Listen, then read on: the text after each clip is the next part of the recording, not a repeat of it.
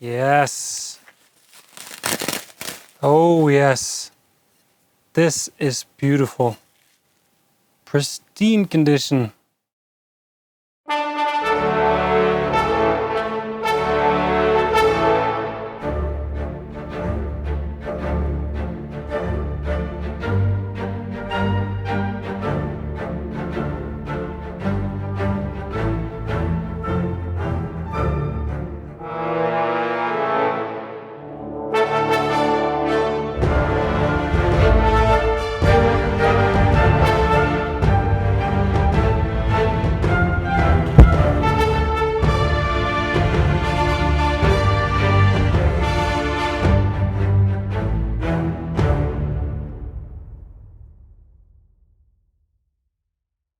So I would just like to take a brief moment to thank my Patreons who support the channel and help make these videos possible for you all to enjoy.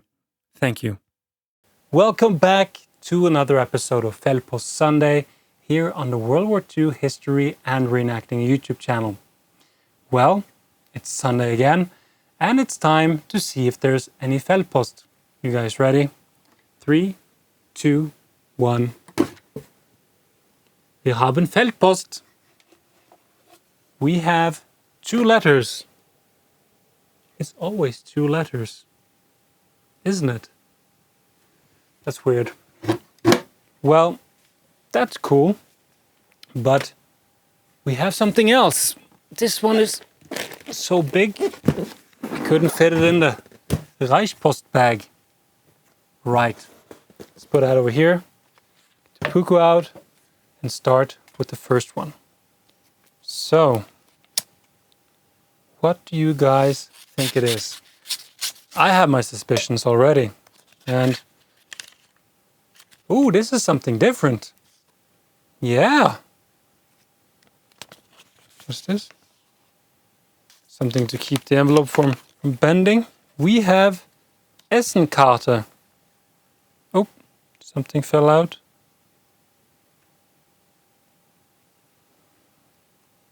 Cool. Unternehmerverpflegung. Luftgaukommando. Norwegen. Offiziersheim. Essenkarte für Monat Dezember 1943. So this is a named ration card for the Offiziersheim. That's pretty cool. This wonderful and rare piece of history once belonged to an Austrian Regierungsbaurat by the name of Ottomar Schauberger. He was one of only 17 known Luftwaffe geologists stationed in Norway during the Second World War, which makes this ration card booklet a rather rare but equally interesting and significant piece of Norwegian World War II military history. We can see that the abbreviation for Regierungsbaurat, RBRAT, followed by his surname, Schauberger, is filled in the name section using a typewriter. The H is probably short for Herr or Mr. Note that the field reserved for Dienstgrad or rank is blank in this case. A Regierungsbaurat was a construction or building administration official, and the rank was equivalent to that of a major. If we take a closer look at the small individual food stamps, we can recognize the abbreviation for Luftgaukommando Norwegen, the German Air Force Administrative Command Headquarters in Norway. I believe this word translates to employee provisions or something of the sort, and that this type of ration card was probably intended for civil servants employed by the Wehrmacht. These are food stamps or coupons for use in the officers' mess, often referred to as officers' club or casino. And we can see the capital letter A, which denotes Abendessen or evening meal, the letters MI for Mittagessen or midday meal, and MO for Morgenessen or breakfast. And we can also see the corresponding dates that run horizontally, with the first row on this page being December 1st, 1943. These coupons are of course intended to be removed right to left, and that's why the coupon for breakfast is furthest away from the spine.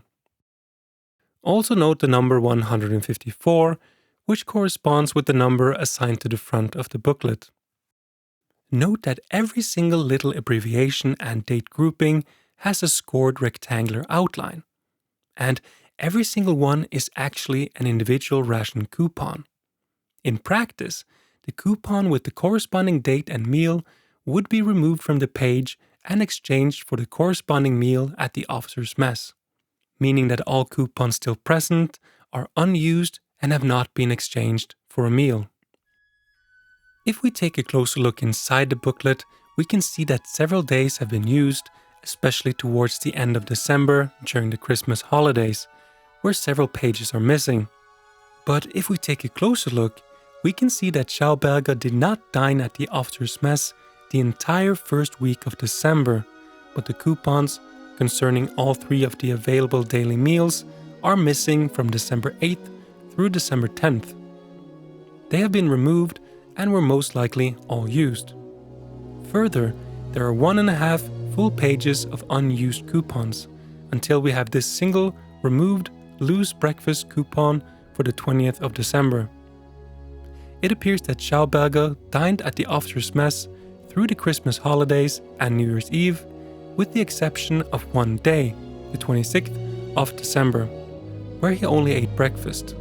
There is also an undated strip of coupons at the bottom of this page, which is also missing the breakfast meal. And I believe that this row of undated coupons could possibly be intended for guests, for accompanying friends, dates, or family members during the holidays. Military geologists were university and college graduates, but also paleontologists, mineralogists, photographers, and civil engineers, who were usually ordered to specialist service after basic military training, and then moved on to receive special military geological training. 61 geoscientists and engineers, 43 from Germany and 18 from Austria, were employed in Norway between 1940 and 1945 as military geologists in the Army and Air Force departments, as well as in the OT. A total of 35 military geologists were assigned to the 5 military geology departments under the Army's Fortress Engineer Command. 10 military geologists, 7 of them Austrians, worked in the construction management of the OT, Task Force Viking, which was deployed in Norway and Finland. The 17 known Air Force geologists were assigned to the 4 airport areas in Norway: Oslo, Kristiansand, Bergen, and Trondheim, and were under the leadership of Dr. Ernst Hermann Ackermann, who was based in Oslo.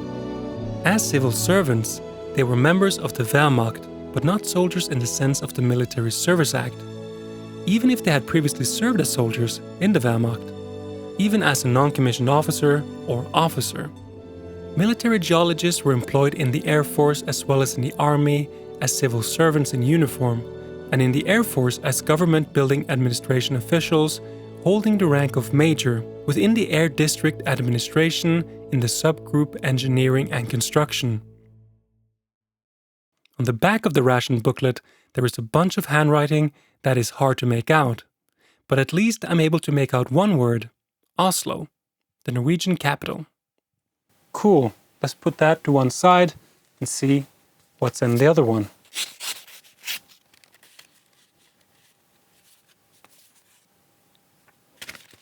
There we go. All right. Ooh, cool. Online shop for German death cards from World War II, photos, literature, and more. Militaria, mmilitaria.com. Cool. Here we have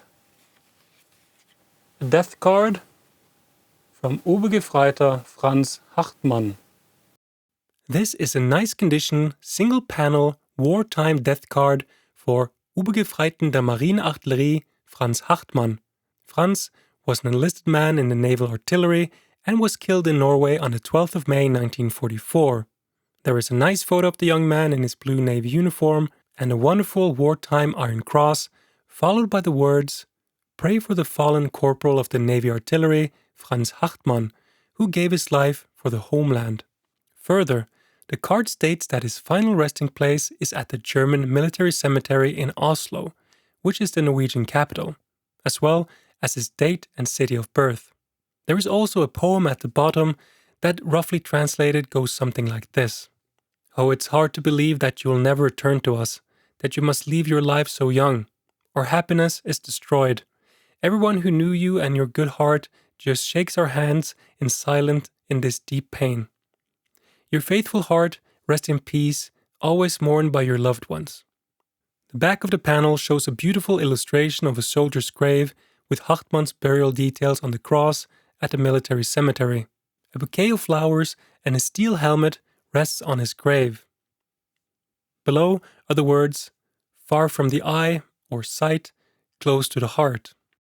Luckily, I was able to find a casualty card for Franz, which provides us with some further information regarding his passing.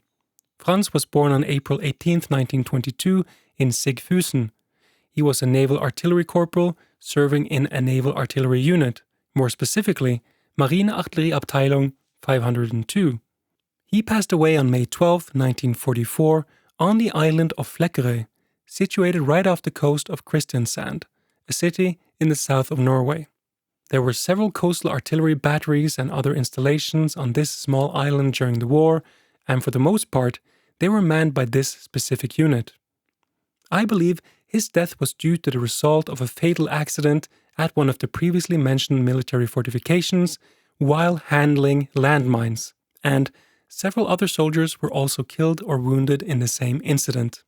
If you think these death cards are interesting and want to see more, I suggest you head over to a fellow World War II YouTuber and check out his YouTube channel, called A Humble Collector. He's a big collector of German death cards and has several hundred videos where he breaks down and showcases some of the many death cards from his collection. I will leave a link to his channel down in the video description below. So, I looked up this guy, and it turns out he was killed right outside my hometown here. So local history is always very interesting. Can't wait to take a close look at this one. Alright, now it's time for the big box. So, before we start cutting into this, what do you think it is? I have my suspicions. We can see that this was sent by a fellow collector because... There we go. We have ice cream paper. We have quite a bit of wrapping paper. Wow. We have bubble wrap. I think you know where this is going, don't you? Oh, there's something. We have something. You can probably tell what this is already. I'll give you a hint. We have some nice gold here, I believe. Really nicely packaged. This is essential when packing historical artifacts. I've seen some gruesome attempts on packing before, but this is really nice. Really nice. Packaging on this one is first class. There we go.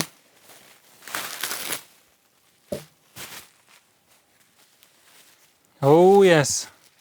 You ready? Oh yes. We have white gold from the Second World War. A beautiful, smaller plate.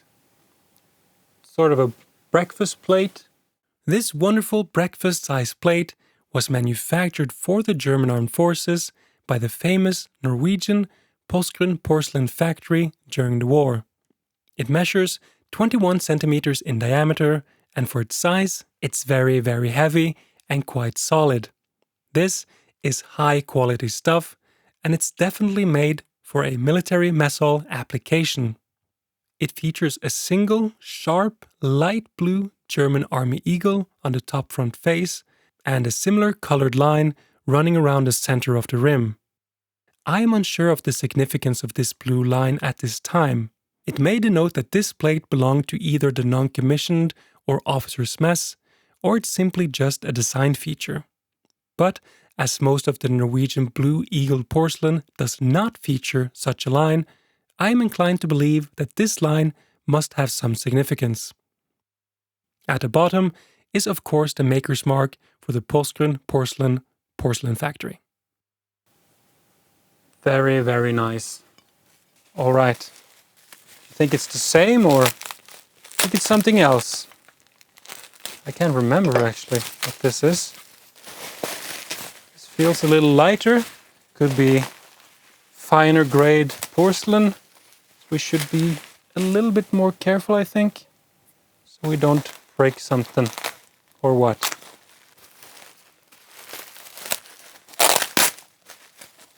It's kind of tedious to get off, but the alternative is worse. Getting something like this smashed into pieces by the postman. That would be a shame. So I'd rather fight with this bubble wrap for a couple of minutes than have this stuff in pieces. Now we're talking. Now we're getting into the white gold for sure. Yes. Oh yes. This is beautiful. Pristine condition. You guys ready? You want to see? Look at that. From Königseld, Germany. This is in pristine condition. We have the Viking ship and the Luftwaffe Eagle. Beautiful. This big, beautiful porcelain plate measures 25 centimeters in diameter, and it's quite thin compared to the heavy and thick mess hall plate we just looked at.